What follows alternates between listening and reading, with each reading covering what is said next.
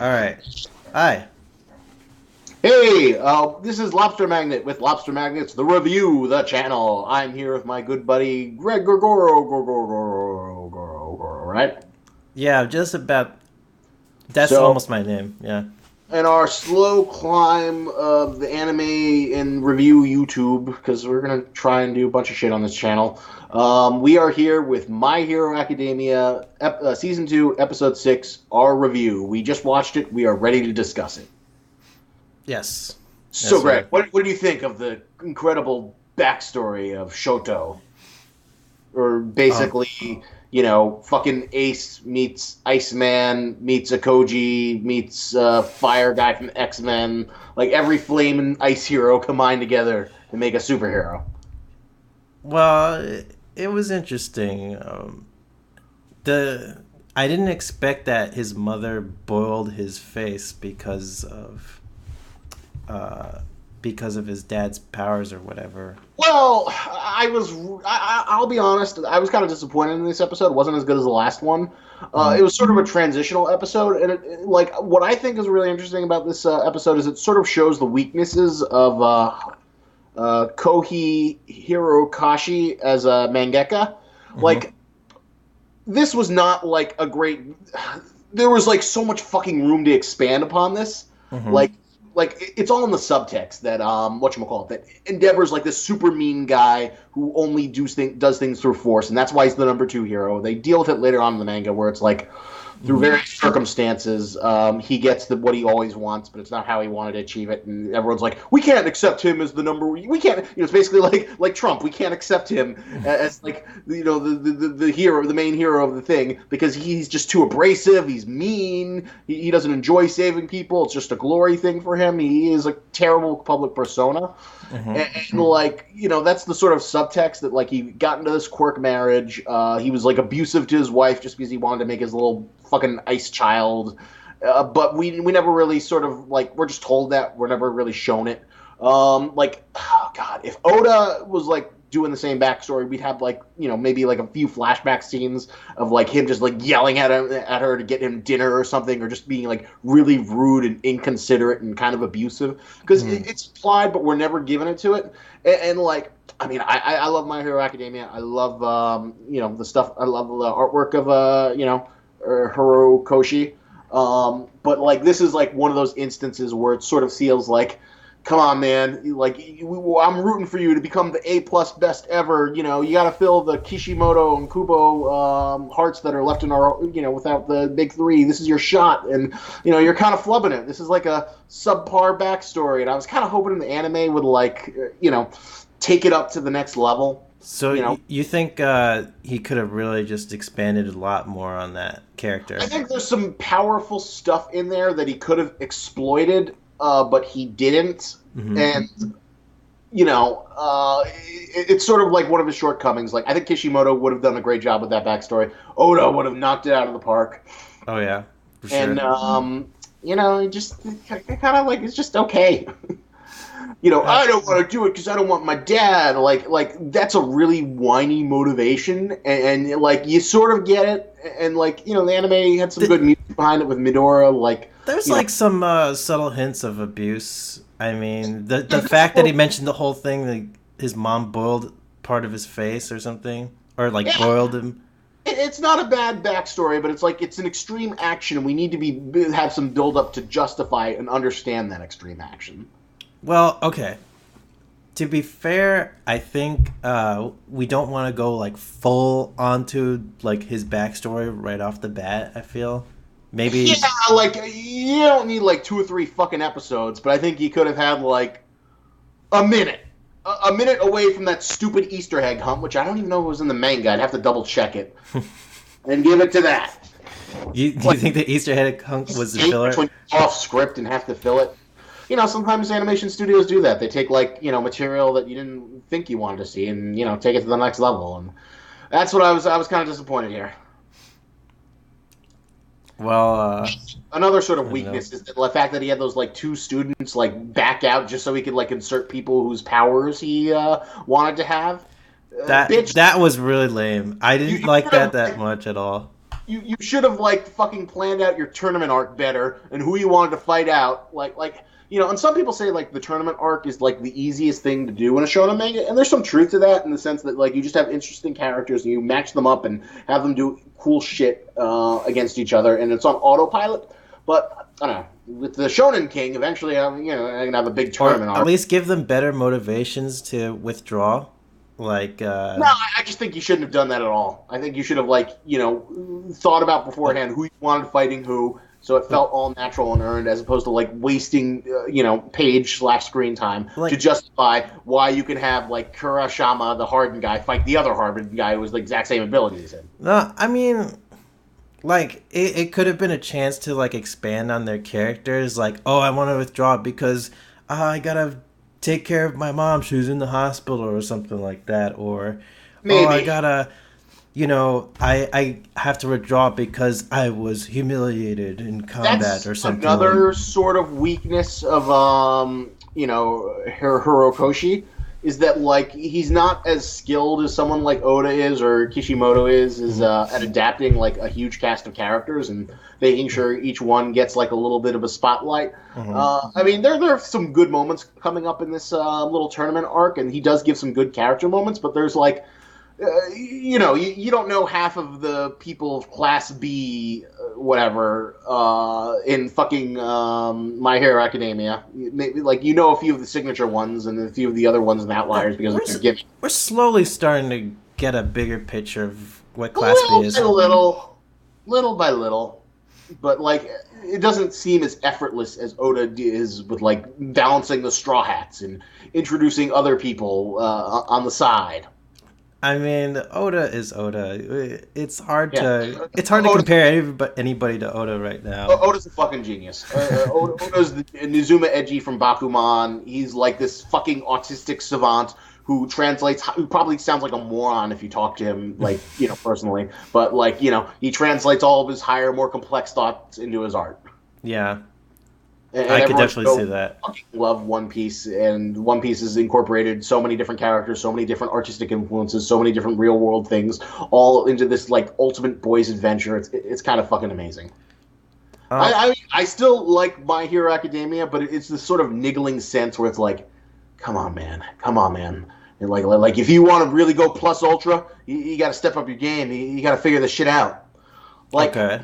Like in the current, I'll try and be a little vague. Like there's this really powerful metaphor that he's like working with, and we'll see if he like pulls it off. But he's coming close. We'll see. So basically, like the current arc, there's like this little girl, and it's implied that she's like sort of being abused by her supervillain father, or maybe father. We don't really know. He's just told he's her father, and then basically she like comes to Midoriya's on like patrol for his like internship, and she comes to him and is like, help me, save me. And then like, the father's like, come back, little girl. You should come back to your father.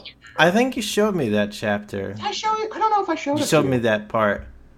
And basically, like, he's like with this other guy, and the other guy is like, it's like this really, kind of like wonderful, like, allegory for like, if you're like a, someone who's dealing with like, investigating domestic abuse, or you're a police officer, like you break the reality and like, do something that'll probably destroy and make things very difficult for the family, or do you do the right thing?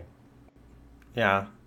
And Midoriya's like, he wants to be the superhero, and he wants to push forward, while the other guy's like trying to get him to hold back. And that's like a really, really powerful, interesting conflict to see in this kind of like frame. Yeah, that would be. It is kind of an interesting subject when. I mean, if they can pull it off like that. It'd be probably really, really powerful. It'll be really, really powerful if he does it completely right. It remains to be seen. I have to see how the arc plays out before like I make a final judgment. Because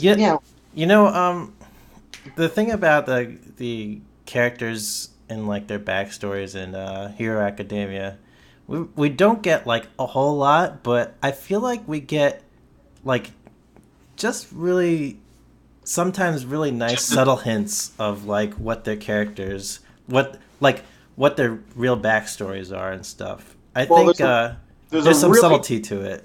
Yeah, well, there is. There's like a scene I love that's going to be great in the anime. Hmm. It's gonna be much later, probably not going to get it this season. Where this isn't like a huge spoiler. There's like a transitional period between like one really intense arc to something else, and basically what happens is like they all go to live together in a dormitory, and they're all showing each other their rooms, and it's like Okay. adorable and it's fun. And it's like My Hero Academia at its best, and you get to learn more about each of their personalities based on the design of the room. That's pretty cool, actually. Uh, It's a really fun, cute sequence. I liked it a lot. Um, yeah. I mean, Oda is like okay. If I want to make the comparison to Oda and this guy again, I forget his name already. The it's God, we're gonna butcher it, and someone's gonna be like, "Oh my God, you stupid weeboos! You can't say Japanese right." It's like, motherfucker, why don't you say it for me so I can actually understand? It's Hirokoshi. Kohi Hirokoshi. Hirokoshi. Kohi Hirokoshi. So Hirokoshi, he's not as direct with his like characters' backstories as like someone like Oda.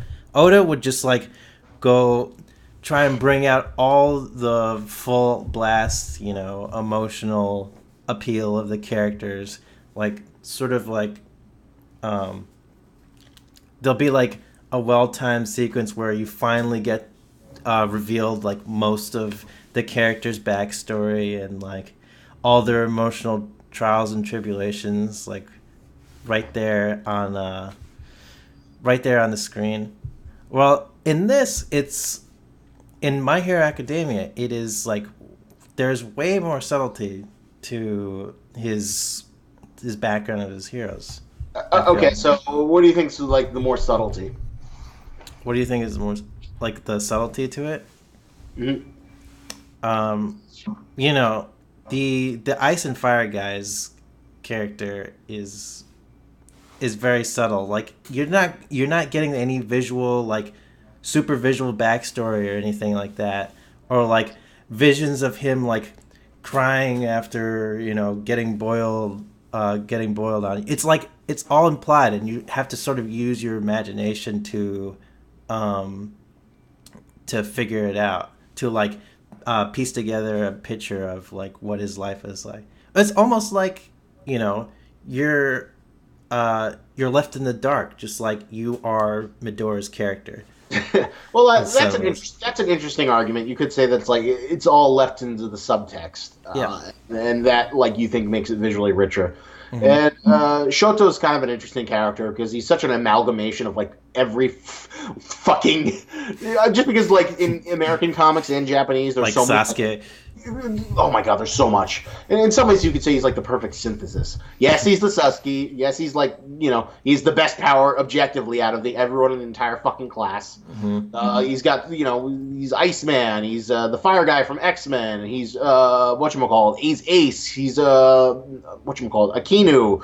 He's Akoji. He's got everything. Everyone wants to be the ice or the fire guy. The fucking Natsu from Fairy Tail. His rival Gray. And shooting out ice and fire. It's the best. It's the best power. And Hmm. he's also got the Zuko scar, like fucking Avatar. He's just this amalgamation of all these derivative traits to make like the superhero made from the parts of lesser superheroes. Yeah. Yeah. I still like him. I just think it's funny how he's like this composite of like so many other fucking things. That's why he loathes himself so much, though, probably because he is the amalgamation of all these Maybe he just takes. archetypes. Can I just say? Well, it's funny. Endeavor had to be simplified for the anime, but like if you go up like look up images of him in the manga, he's like such a cool fucking design. Mhm. Like his fire looks so fucking cool, and I love his like fucking Mexican mustache. Like when you see him without his fire, you see he's like more Japanese than Hispanic, but he just there. I just imagine him with a Hispanic accent. You gotta show me a picture of that at some point. Here, I'll send it to you via Skype. But so what do you think though? Learning about Endeavor's history with All Might. Um, Oh, that's his name. Endeavor. Endeavor. Endeavor.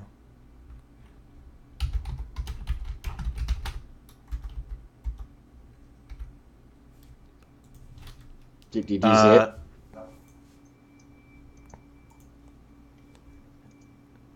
I'm looking him up right now. Wow, he's pretty well drawn in the manga. He looks really badass. I love, yeah. I just love his like fiery mask, and I think it's the mustache hairs that like really do it for me. I love those like flaming mustache hairs, and he's not quite as impressive in the anime. I mean, he's not bad, but I don't know. I just like maybe the flames I just find super expressive in black and white. That like the because like I don't know. I watch YouTubers that like talk about animation. And it should be darker flames, maybe. Yeah, maybe a little bit more colorful. But they say that like some things are easier to translate in the animation than others, and who knows, maybe that design wouldn't have worked, just like how we didn't get the really detailed, image of Shikigari when he first like comes and attacks the heroes in the first season, which I really wanted. Yeah. But he's an interesting little supporting character. So Greg, you psyched up for the tournament now? Now that we're getting the fucking Chunin exam, like it always like some complicated bullshit.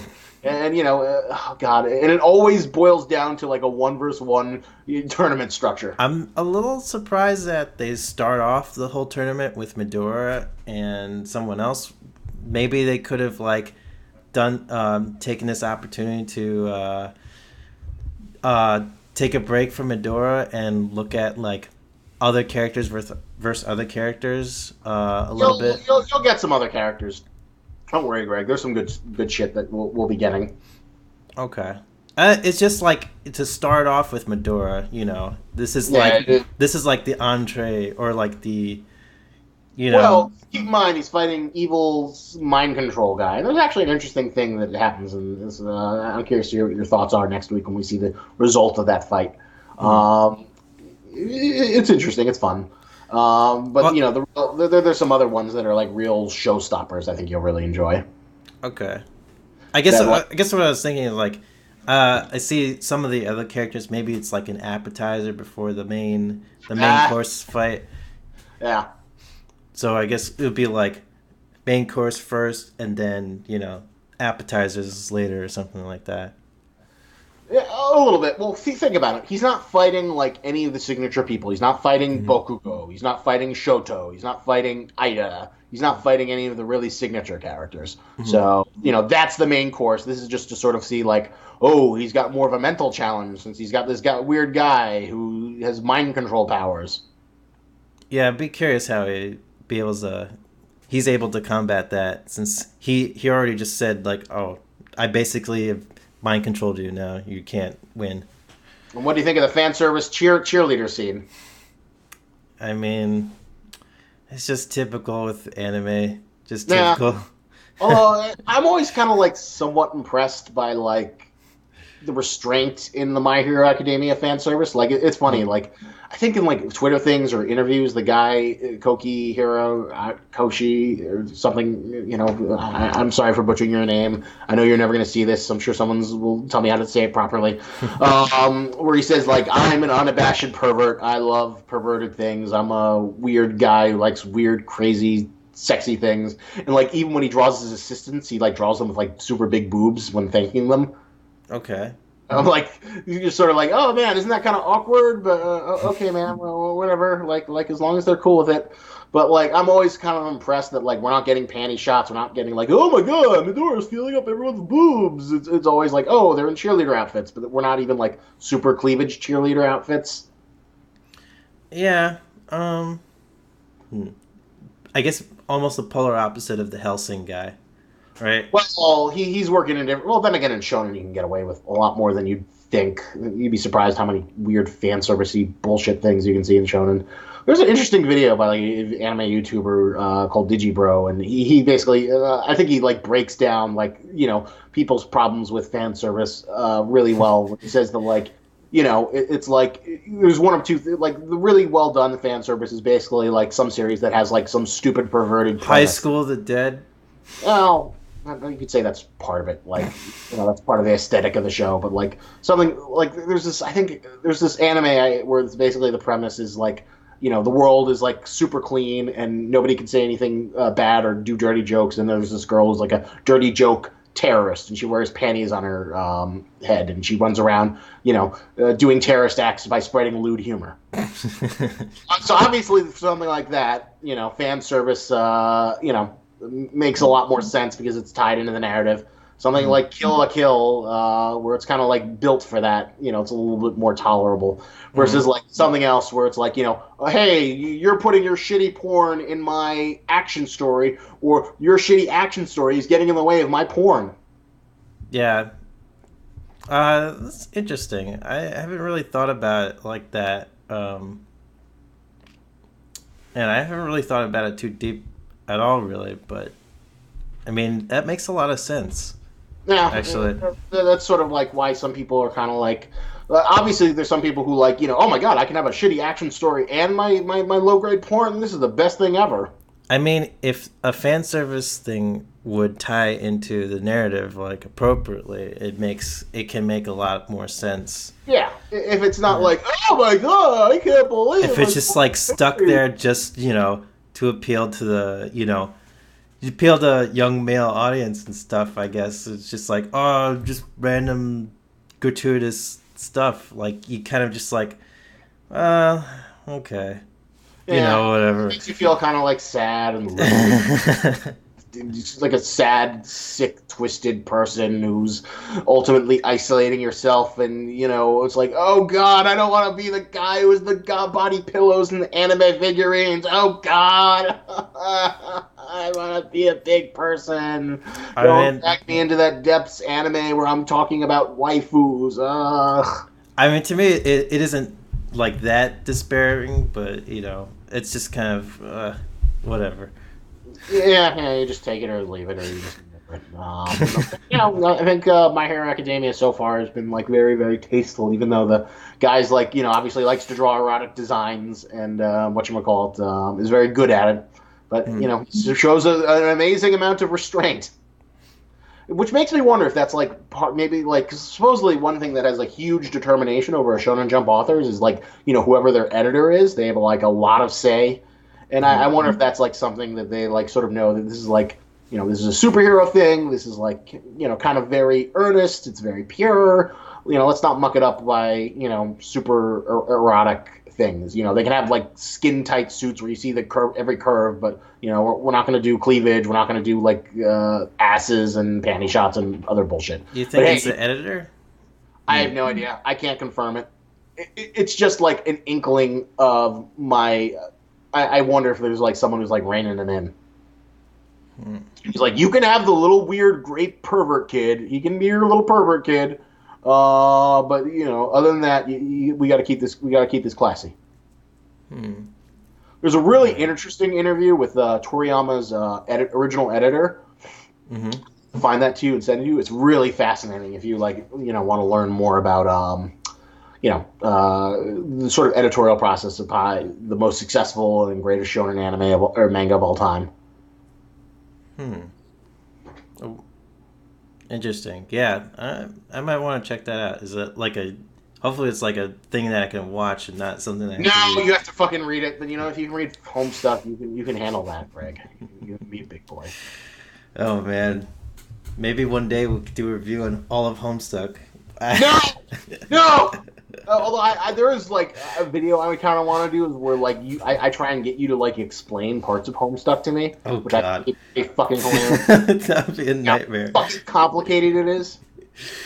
I don't even know where to begin. Yeah, I think it could be funny, and just like considering you're not the most articulate person, I think it would be good for the lols.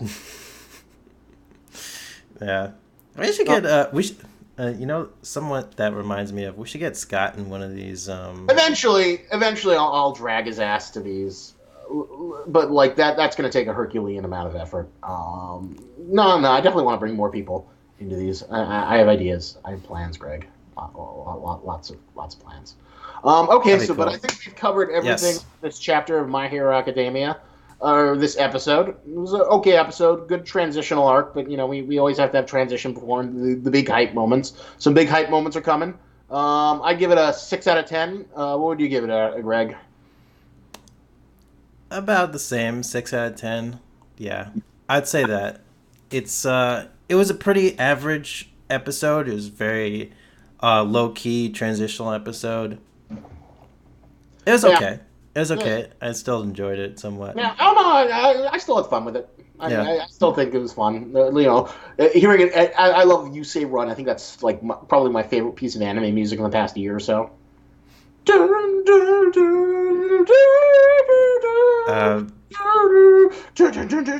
I can't recognize any song that you ever sing, Isaac. Any song. Oh, if you any song, you're. Recognize it. Okay. I think Greg. I know what you're talking about, though. Okay. Yeah. So let's end this video. We got to watch Attack on Titan. We got a lot of reviews. We want to have this be a productive day. We want to be good boys. All right. See ya. See you in the next one.